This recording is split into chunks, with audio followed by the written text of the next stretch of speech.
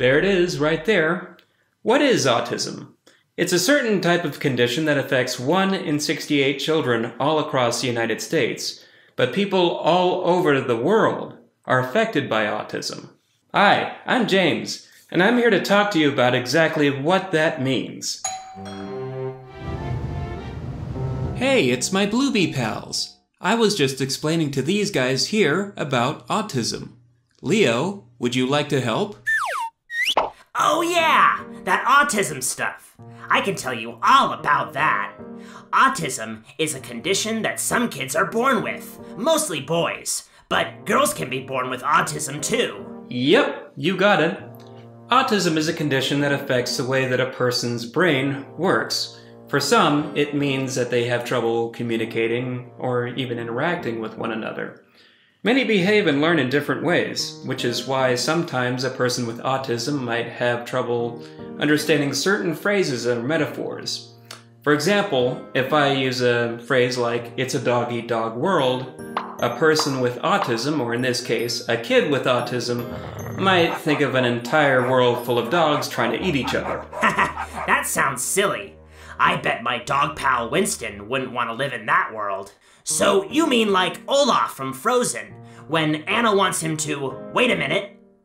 He literally counts to 60 and walks right in, even though that's not what she really meant. Yeah, something like that. So how often do people catch autism? Oh, you can't catch autism. It's not a cold, just something we're born with. We? Who's we? Folks like me. I'm on the autistic spectrum too. Huh.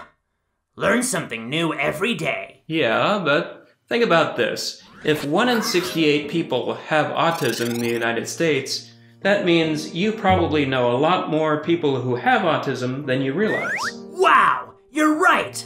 So that's over 4 million peeps out there who all think the same, huh? Not quite. Think of it more like a rainbow.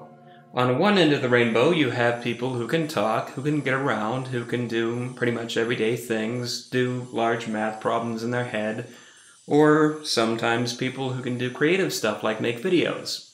People like me. Huh. And on the other end of the rainbow, you have people who can't really speak, but can use other forms of communication, like a computer or sign language. And they might also need help with other things like tying their shoes or brushing their teeth. Oh, I get it. It's like a spectrum of abilities and possibilities. Exactly. I knew a guy once who couldn't say a word, but he could type up everything that he needed to say on his tablet, and he was a valued member of his school's debate team. Radical! I know, I'm impressed by it too.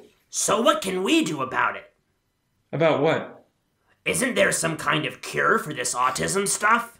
Leo, is there any cure for the way you think? No. Exactly. There is no cure for autism any more than there is a cure for thinking. But we now know a thing or two about how to treat people who have autism. And that is? I'm glad you asked. What do you guys think?